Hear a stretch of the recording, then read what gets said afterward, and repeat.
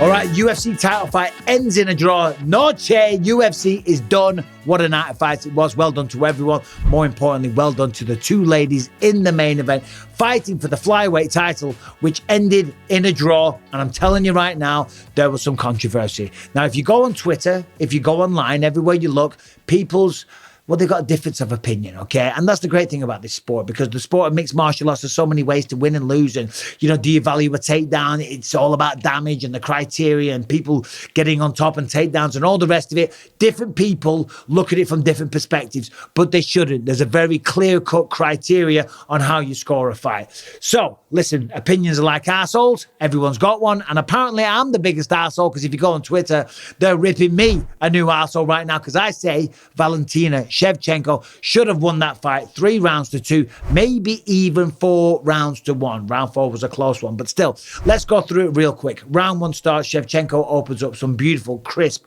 body kicks straight to the liver.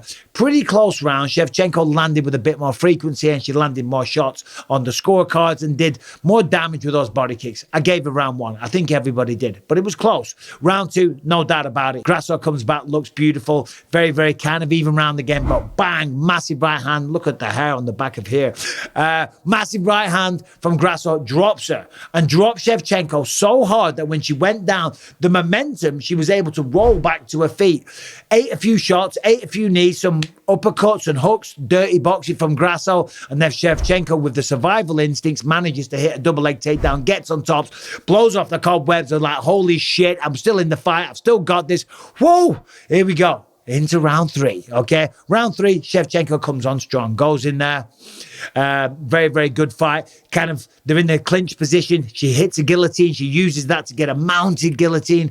I thought she was going to get it. It was locked in. It was under the chin. But of course, Alexa Grasso, she's not going to quit in front of 20,000 Mexicans on Mexican Independence Day. No way. She didn't quit. She didn't tap. Shevchenko transitioned to the back, and that's where the round ended, with Shevchenko looking for the choke, landing a few shots, but nothing really majorly. Nothing significant, okay? But a clear win. So now it's 2-1 Shevchenko. Round 4, close round. This one's contested online. But when I watched it live, I did think that Shevchenko did enough to win that round. But still, it was one of those rounds. Round 5 is the important one. Now, going into round 5, final round of a hard fight, highly technical. Both ladies, all aspects of mixed martial arts were on display. It was a very, very good fight, highly technical. A lot of pace and power from both ladies. So they're tired, they're slow. There's a lot on the line. It's a close fight. Shevchenko's using a beautiful jab, boom, boom, peppering away the face, busting up the face of Grasso.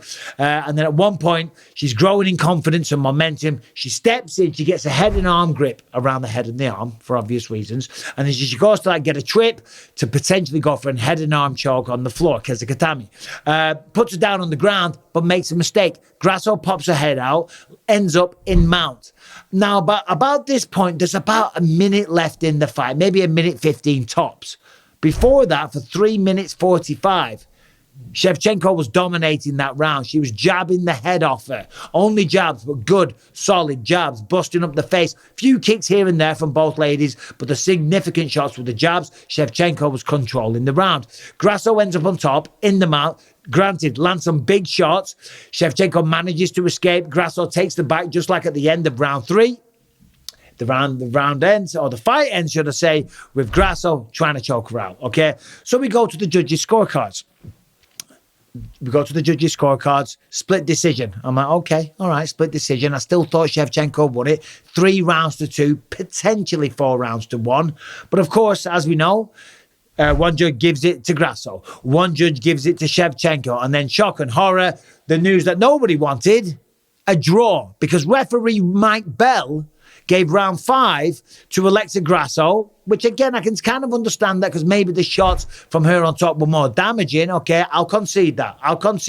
Let's go with that, in fact. Let's go with that. Grasso wins that. Well, Shevchenko would have still won. She would have still won the fight 3 rounds to 2. And that's official when you look at the scorecards. But referee Mike Bell gave a 10-8 round to Alexa Grasso in round 5. And there's just no way. There is no way that was a 10-8 round. Now, granted, the understanding of a 10-8 round is a little bit all over the place for a lot of people. It used to be back in the day, To win a round via a 10-8 scorecard, you had to go out there and almost kill your opponent. You had to beat them from pillar to post, just embarrass them. Total one-way traffic the entirety of the 5 minutes. That's how it used to be. But it's not like that anymore. That's old school. This is new school. The new criteria is, and I haven't got the actual documentation or the verbiage right in front of me, but it's something like this. You just got to have a clear winner.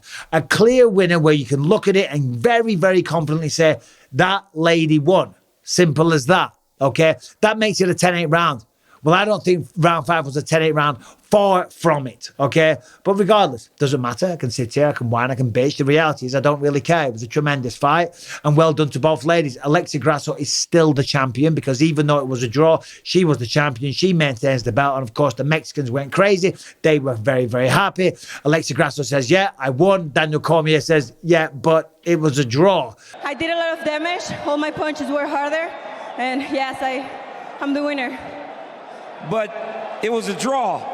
And then said, do you want to fight Shevchenko again? Do you want to do the third fight? Alexa Grasso said, well, it depends. I have to talk with my coaches and with my manager, and let's see what's next. Well, let me speak to my coaches, let me speak to my manager, and we'll figure this out. And fair enough, that's a big question to answer in the heat of the moment when you've just gone through 5 rounds. But for my money, they've got to do that fight again, because it's unfinished business. It was a draw. They went to Valentina Shevchenko and she's like, yes, well, it was Mexican Independence Day.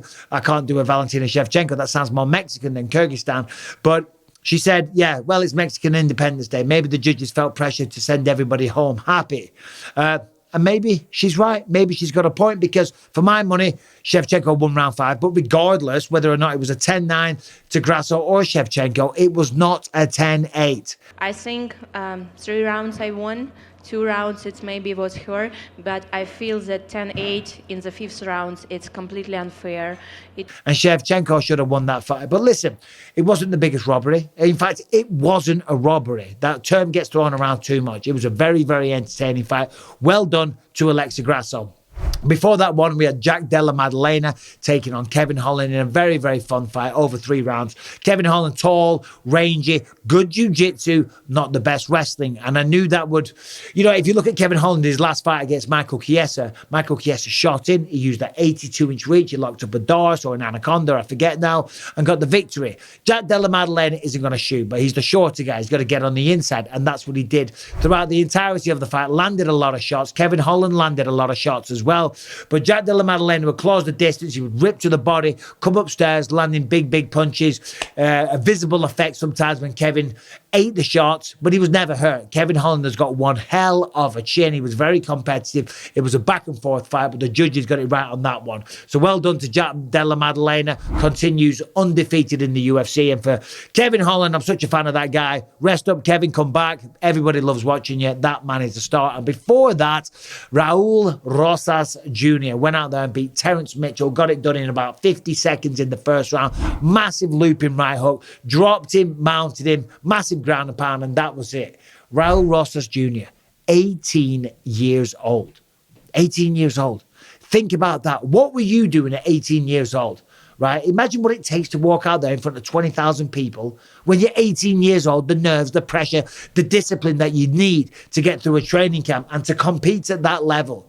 Congratulations to Terrence Mitchell for showing up, but well done. Outstanding work to Raul Rosas Jr. Take a bow, my friend. You are an inspiration to a lot of young teenagers out there in the world. What you were achieving, the discipline that you were showing, to go out there, to bounce back from defeat last time as well, to go out there and put on that performance. Just incredible. And an incredible night of fights, it really was. We had 6 finishes in 11 total fights, so a decent night. The Mexicans were out in force. It was a sensational night. I was sitting at home having a wine or two.